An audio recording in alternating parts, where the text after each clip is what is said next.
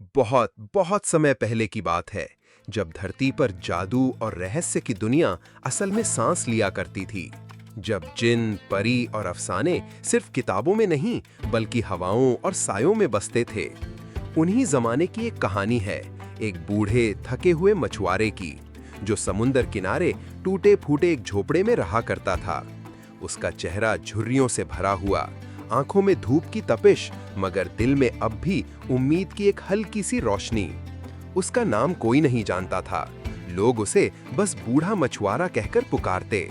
हर सुबह जब धरती पर सूरज की पहली किरणें बिखरती थीं, जब परिंदे चहचहाने लगते और समुंदर हल्की लहरों में अंगड़ाई लेता, तब वो बूढ़ा मछुआरा अपने कांपते हाथों से पुराना सा जाल उठाता और धीरे धीरे समुंदर की ओर निकल पड़ता। लेकिन वो बाकी मछुआरों की तरह लालची नहीं था। उसका एक नियम था, दिन में सिर्फ 4 बार ही जाल फेंकेगा। वो कहता, जितनी रोजी खुदा देगा उसी में बरकत है। उस दिन भी वैसी ही एक सुबह थी। हल्की धूप, समुंदर पर झिलमिलाती पानी की सतह, दूर दूर तक फैला सन्नाटा और सिर्फ लहरों की धीमी थपकियां। मछुआरा पहली बार जाल समुंदर में डालता है। थोड़ी देर इंतजार, फिर वो रस्सी खींचता है, बड़ी उम्मीद से, जैसे कोई भूखा इंसान थाली में ढूंढता है अनाज का एक दाना। लेकिन जाल में आता है सिर्फ कीचड़, पत्थर और टूटी फूटी चीजें। बूढ़ा थोड़ा उदास होता है, लेकिन हार नहीं मानता। दूसरी बार फिर से जाल जाता है पानी में। समुंदर शांत है, लेकिन दिल के भीतर हलचल है। इस बार निकलता है एक मरा हुआ जानवर, भारी, बदबूदार और बेकार। मछुआरे की आंखों में अब चिंता की लकीरें उभरने लगती हैं। शायद आज भी खाली हाथ लौटना पड़े, वो मन ही मन सोचता है। तीसरी बार पूरी उम्मीद के साथ जाल जाता है, लेकिन जैसे ही खींचता है, एक तेज झटका, जाल फट गया। अब उसकी आंखों में एक गहरी थकावट उतरने लगती है। बचता है सिर्फ आखिरी मौका। चौथी बार वो जाल को ठीक करता है, अपने पसीने और आंसू मिलाकर उसमें जान फूंकता है और आखिरी उम्मीद के साथ उसे समुंदर में डाल देता है। कुछ पल बीतते हैं, फिर जाल भारी लगने लगता है, बहुत भारी। क्या इसमें कोई बड़ी मछली है या कोई अनमोल चीज?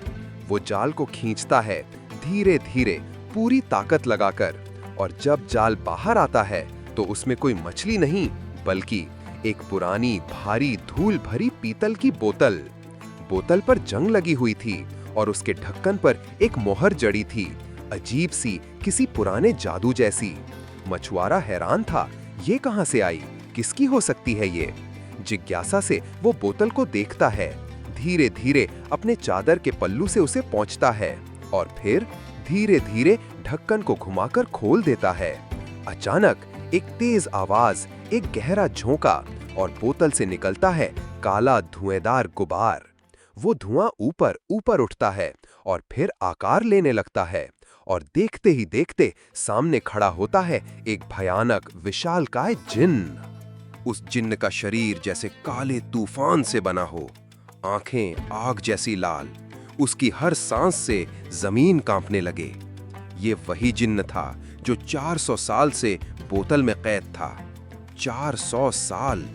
पहले 100 सालों में वो हर पल उम्मीद करता रहा कि कोई उसे आजाद करेगा। वो सोचता, मैं उसे सोने से भर दूंगा, उसे इनाम दूंगा।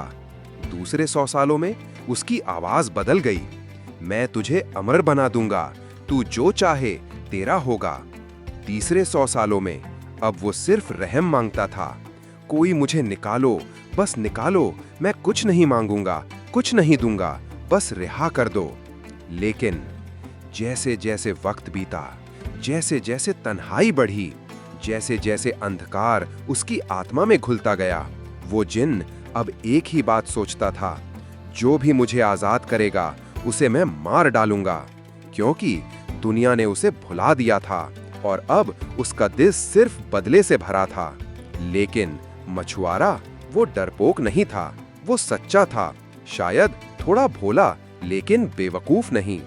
उसने जिन्न की बातें ध्यान से सुनी, फिर वो चुपचाप बैठा रहा और उसके मन में एक योजना बनी, एक चाल, एक दिमागी जाल। मछुआरे ने धीरे धीरे जिन्न को उलझाना शुरू किया। उसने सवाल पूछे, ऐसे सवाल जिनसे जिन्न खुद उलझ जाए। तू बोतल से निकला कैसे? इतना बड़ा शरीर उस छोटी सी बोतल में कैसे समाया? जिन्न को गुस्सा आया और उसने साबित करने के लिए फिर से धुएं का रूप लिया और वापस बोतल में चला गया। बस यही तो चाहिए था मछुआरे को। जैसे ही धुआं अंदर गया, मछुआरे ने बिजली सी फुर्ती से बोतल का ढक्कन बंद कर दिया। अब जिन्न दोबारा कैद था, अंधेरे में, उसी बोतल में जहां उसने सदियों गुजारे थे। अब वो मिन्नतें करने लगा, मुझे निकालो, मैं बदल गया हूँ, मैं तुम्हें इनाम दूंगा, मैं तुम्हारी सेवा करूंगा। मछुआरे का दिल पसीज गया। वो जानता था गलतियां इंसान भी करते हैं, शायद जिन्न को भी एक दूसरा मौका मिलना चाहिए, और वो उसे दोबारा आजाद करता है। इस बार जिन्न शांत है, वो कोई गलती नहीं करता, बल्कि वो मछुआरे को एक रहस्यमयी जगह पर ले जाता है, एक झील जो गहरी पहाड़ियों के बीच छुपी हुई थी। उस झील में तैर रही थीं अजीब चमत्कारी मछलियां, लाल रंग की, नीली, पीली और काली। हर मछली मानो किसी जादुई रेशमी कपड़े की तरह चमक रही थी। जिन्न कहता है, इन्हें राजा के पास ले जाओ। मछुआरा वैसा ही करता है। राजा जब इन मछलियों को देखता है तो दंग रह जाता है। ये कहां से आईं? किस जगह की हैं ये? और इनाम में वो मछुआरे को देता है सोने की मुद्राएं, सम्मान और एक नया जीवन। अब वो बूढ़ा मछुआरा गरीब नहीं रहा।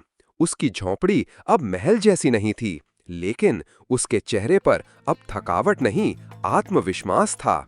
उसने अपनी जिंदगी को बदला, न तलवार से, न ताकत से, बल्कि बुद्धि से, धैर्य से और सही समय पर सही फैसला लेकर।